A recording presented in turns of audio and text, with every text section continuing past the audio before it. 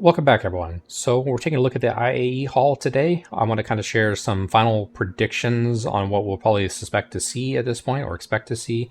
So up first, we have the Perseus, right? So obviously this isn't the Perseus, but it talks or shows insights into the PDCs. So we have a couple of PDCs up front here. So it looks like the PDCs, there'll be 6 of them.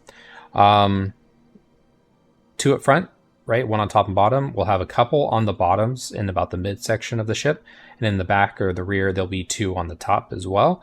And then these other 4 sections appear to be missiles. So I think it could be the torp bays. Although, like, looking at them when they were closer there, they look like they could be smaller missiles. I thought it was only meant to have size 5 torps only. There's meant to be 20 of them, so I was thinking 5 per launcher.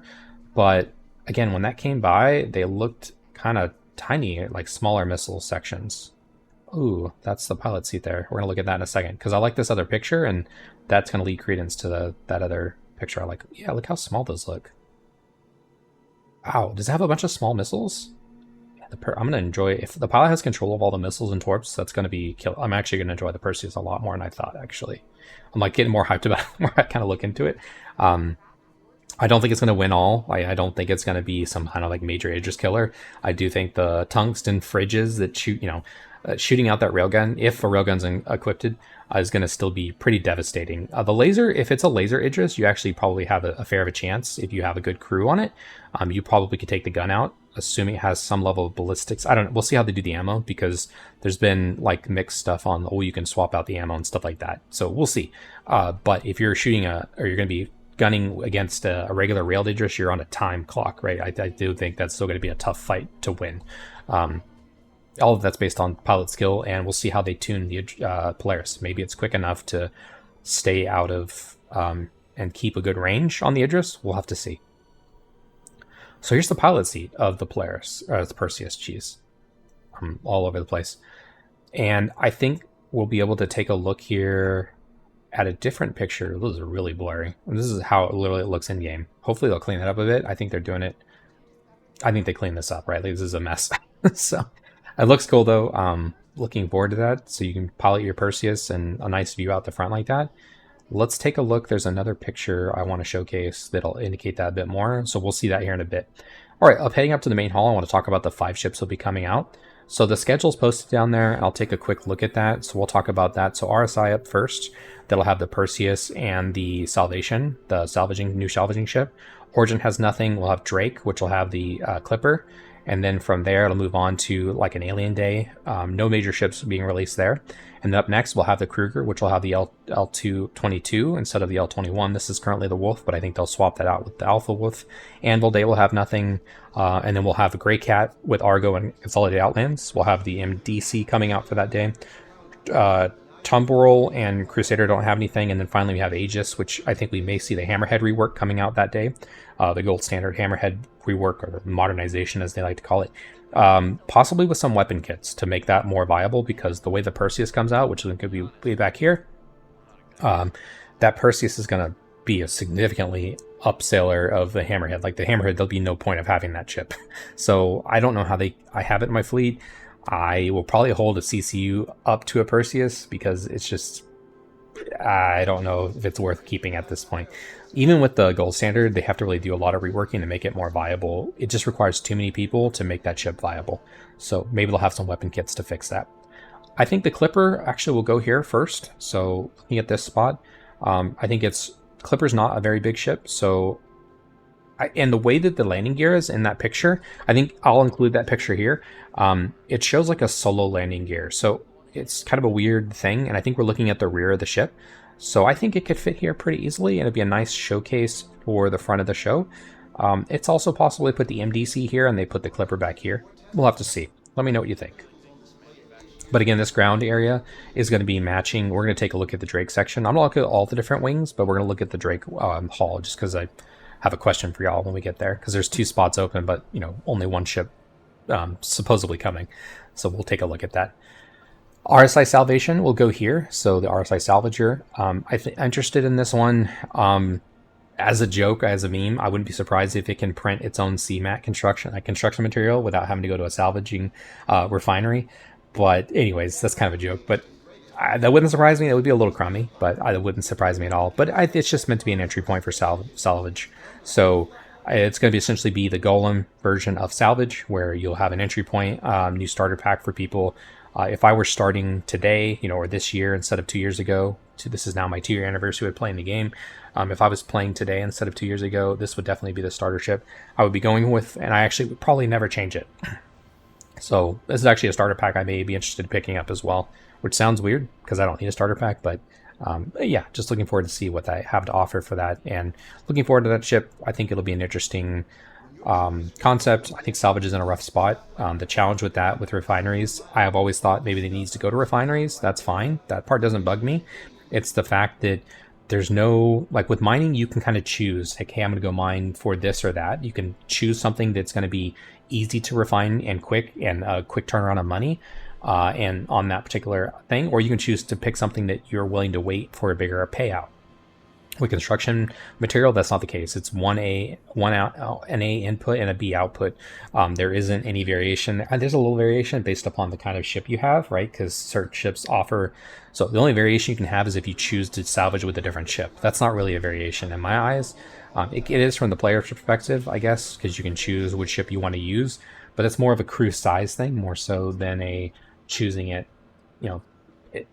anyways, it's hard to kind of explain what I'm trying to convey here, but all in all, with mining, you have some variation in choosing what you want to go out and pick up, and then you could have variation in the refining time, and you can choose how much time you want to wait for that input and output and return on income or return on investment.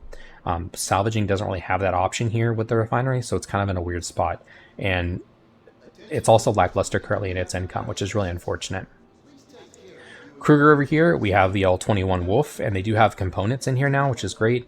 And they actually have a button to deploy and retract the wing as well. But when I was watching Foxy Loxy's stream, the actual button to deploy and retract it wasn't working, so it just didn't have a fin, which I would also be fine with. I do like that it's default closed, so that's pretty cool. I'm just not a big fin fanboy. Again, you see the components here. We got fuse boxes, radars, you got the quantum drive down here. So they're all kind of throughout the ship. With the L22 Alpha Wolf, it'll be a laser repeater. It's hard to say yet if those are bespoke or if it'll be just a placeholder size 4 laser repeaters. Or it could be gap gun, right? It could be 2 size 3s, but I would think it's probably 2 size 4 laser repeaters. So looking forward to that ship. Here's the MDC. What I'm suspecting will be the MDC. Right now it's got the Lynx rover in here. This is a luxury Ursa. I don't know what to think about the MDC. I think for me it's kind of a pass, unfortunately. So we'll have to see if it's even something that people will really be picking up. I think it's the MTC didn't do well, I imagine, and the MDC is going to do even worse. So that's my 2 cents on it. It's a new game and ship, fine, but it's going to be, I think, a bit of a mess with all these other big ships. Obviously, the Perseus goes here. We'll have the front landing gear here, and they've got the rear landing gear back here. Looking forward to that. And yeah, I think it's going to be a nice big showpiece. Again, I've already kind of shared some thoughts, and we'll make our way to Drake. I'll kind of finalize those thoughts, but I think the Perseus will be an interesting ship. When we get towards the Drake, I'll be able to showcase that poster I was talking about before, which I think is going to be a picture of the piloting section from the Perseus perspective, and I'll be able to kind of finalize that. But yeah, I'm looking forward to the Perseus more than I originally was. I wasn't super sold on it. I always thought the Polaris would be a nice ship as well, but the Polaris has already kind of died off on me. I still like it, and it's just something that due to the Idris coming out, and it just hasn't played out the way I'd like it to have. So we'll have to see with the Perseus if it really stands the test of time and is as fun as I suspect it might be. Okay, so I think this poster is actually a picture of the Perseus from the pilot's perspective. And again, it goes back to that first picture. It's hard to tell because this one, the seat kind of goes in, but this is what you may be able to suspect to see from the pilot's chair of the Perseus, so I could be wrong on that. Let me know if you think it's a different ship, but I think that would be a pretty cool view if this is in fact the Perseus. So as we close out here, this is Drake's section. I want to talk about the Clipper a little bit. So again, there's 2 set spots here. So I think the Clipper goes here. No ifs, ands, or buts about that. And it is a relatively small landing pad. We'll take a look at that. But over here, I don't know what goes here. My initial thought was like, oh, well, they'll put the holograms, because there's no downstairs hologram section like there is in Microtech. My initial thought was like, oh, they'll put the holograms here. And that could be the case. I just don't, why would they put them at an angle and stuff? So maybe we'll see some sort of smaller model mock-up of the Ironclads or Ironclad. But yeah, I don't know. I mean, they could just put 2 clippers, but again, the way the wings are, the wings would have to fit in between the circle, and I don't know. Let me know what you think goes there. There's also a spot for the Great Cat MDC over here, so that's what goes over there, but I don't know what goes in that section over there. Unless there's another hidden Drake ship they're going to release. There's no reworks I know of, so yeah, I don't know. Again, this ground section kind of matches up with the ground section out front, and so this will be where the clipper goes. And this isn't a big circle because the landing gear, again, is like a big pillar. I'll show that picture again, but the clipper is an interesting idea because I think it'll kind of match the name and the type of ship. So clippers, I guess, were U.S. American vessels. They were called clippers because they were clips of ships, and they had, less storage for more speed, possibly maneuverability as well. But again, I'm not a naval expert or anything like that. It's just interesting to think of the concept of this ship. I think it'll be similar to the Shiv, so you'll have a bit of cargo possibly, and with the Drake, it always has a bunch of upgunned, if you will, like the Corsair is and other ships. So looking forward to a bruiser like that may also be interceptor tuned. So medium/heavy or heavy fighter. Again, I'm thinking of the Shiv a lot because I think that's the most anecdotal. It's a ship that is relatively large, and it has F7A Super Hornet type of tuning. But because of its relative size, it's never going to fight like enough Super Hornet because, again, that Super Hornet is smaller, so this doesn't have as big as what they call a pancake, which is the flat side of a ship, right? If you can imagine attacking the Shiv from the top down, right? You get a chance to shoot it. If you got a chance to shoot at the front of the ship, right, that's not as meaningful as if you can see the top of the ship, right? That's why it's called a pancake. We'll have to see how they do the clipper, and it's possible that it's small enough and nimble enough to not be hit too much, but given the wings, it's possible it could be like another Stinger situation where if you lose a wing like the Stinger does, it's just a mess. Now, they've already kind of patched that out a little bit, and it's a bit better, supposedly, but the Stinger is still a bit of a mess, and it's not super exciting, and that's because heavy fighters need a place in the world, and they need a rework. So hopefully this might drive that. Maybe they'll release a rework on ships of heavy fighters. So maybe in the coming patches, we may see reworks on heavy fighters. That is something they've wanted to do, but they haven't done yet. So I think that would be needed in order to make the Stinger better, as well as possibly making this new Clipper a really nice. I think people will buy it anyways, but it'd make it even better buyable prospect. It's always good if you can bring a ship in and it's a part of the meta, because at least it would sell more. If you're into the meta and you're tired of kind of chasing the meta, then just melt that ship when it's out of the meta, and then use that lump of money towards a different ship that is meta at that point. Anyways, that's about all I got. I don't have any guesses necessarily on the price point.